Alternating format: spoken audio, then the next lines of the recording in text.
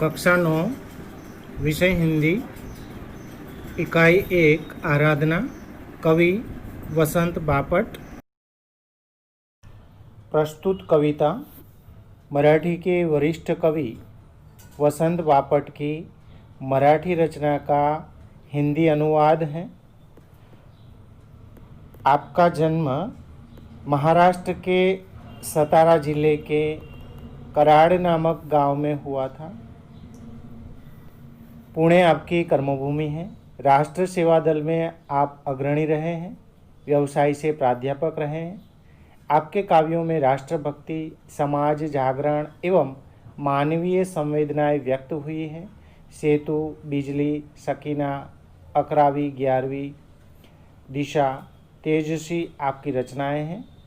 प्रस्तुत प्रार्थना में सत्यम शिवम सुंदरम की भावना के साथ दीन दुखियों की रक्षा करना, मानवता की उपासना करना, भेदभावों को दूर करना, बैरभाव से मुक्त होकर विश्व बंधुत्व की स्थापना करना जैसे वैश्विक मूल्यों को हस्तांतरण करने की प्रेरणा देने वाली ये मराठी प्रार्थना से अनुदित है। सुनते हैं ये प्रार्थना जिसका नाम है आराधना।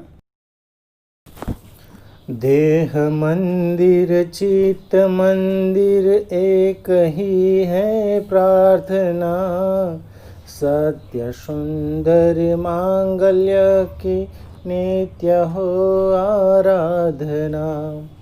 दुखियारों का दुख जाए है यही मन कामना, वेदना को परख पाने जगाए संवेदना।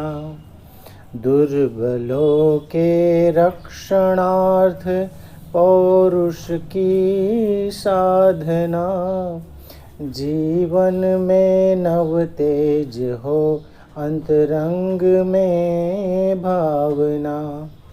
सुंदरता की आश हो मानवता की हो उपासना, शौर्य पावे धैर्य पावे है यही अभ्यर्थना। वेद सभी अस्त होवे वैर और वासना, मानवों की एकता की पूर्ण हो संकल्पना। मुक्त हम चाहे एक ही बंधुता की कामना, देह मंदिर चित्त मंदिर एक ही है प्रार्थना। देह मंदिर चित्त मंदिर एक ही है प्रार्थना। कवि वसंत बापट यहाँ प्रार्थना करते हुए कहते हैं कि मेरी यही प्रार्थना है कि मेरा देह मंदिर बन जाए, मेरा चित्त मंदिर बन जाए और उस मंदिर में सत्य, सुंदर और मांगल्य की मैं हमेशा आराधना यानी कि पूजा करता रहूं। दुखियारों का दुख जाए यही मन कामना, यानी कवि कहते हैं कि मेरी मन की यही इच्छा है, कामना है कि दुनिया में जितने भी दुखी लोग हैं उन सभी दुखियारों का दुख समाप्त हो जाए। और उनकी संवेदना बताते हुए वो कहते हैं कि मैं इन दुखियारों के दुख को पहचान सकूं, समझ सकूं और उन्हें दूर कर सकूं, यही मेरी संवेदना है। दुर्बलों के रक्षणार्थ पौरुष की साधना, कवि कहते हैं कि मेरी साधना यही है कि मैं ऐसे दुर्बल लोगों की रक्षा करूं और मेरी जितनी भी शक्ति है उन शक्ति का उपयोग दुखी और दुर्बल लोगों की जो समस्याएं हैं उन समस्याओं को दूर करने में लगाऊं।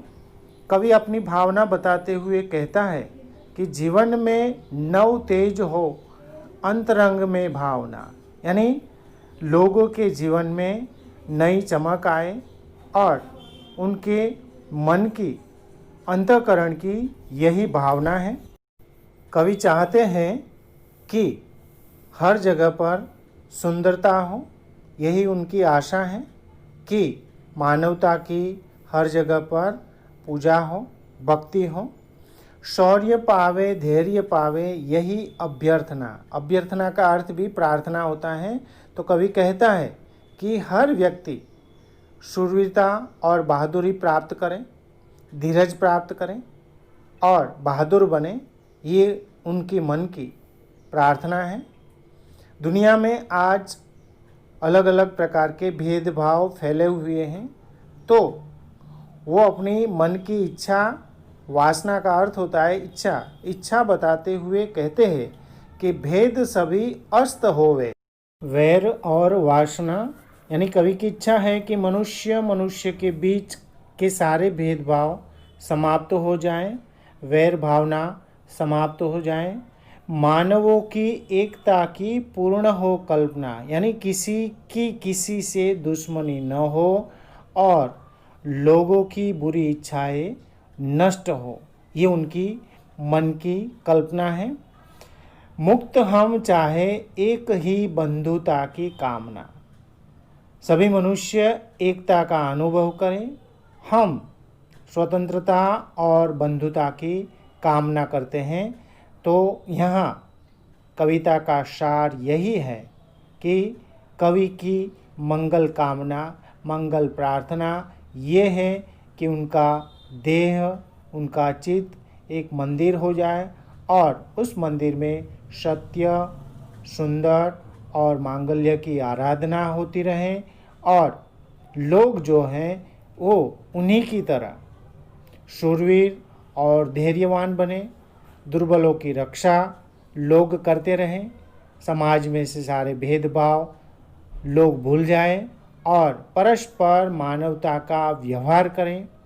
संसार में सब जगह भाईचारे की भावना का प्रसार हो, यही कविता का सार है। अब देखते हैं स्वाध्याय के प्रश्नों को, जिसमें एक एक वाक्य में उत्तर लिखना है। पहला प्रश्न है, कवि नित्य कैसी आराधना चाहते हैं? इसका उत्तर है, कवि नित्य ऐसी आराधना चाहते हैं जिसमें सत्य, सुंदर और मांगल्य की भावना हो। दूसरा प्रश्न है, कवि कैसी मनोकामना चाहते हैं? उत्तर है, दुखी लोग दुखों से मुक्त हो, ऐसी मनोकामना कवि चाहते हैं। तीसरा प्रश्न है, कवि दुर्बलों के रक्षणार्थ किसकी साधना चाहते हैं? कवि दुर्बलों के रक्षणार्थ पौरुष की साधना चाहते हैं। चौथा प्रश्न है, कवि किसकी अभ्यर्थना करते हैं? उत्तर है, कवि सबके जीवन में नया प्रकाश आने की अभ्यर्थना करते हैं।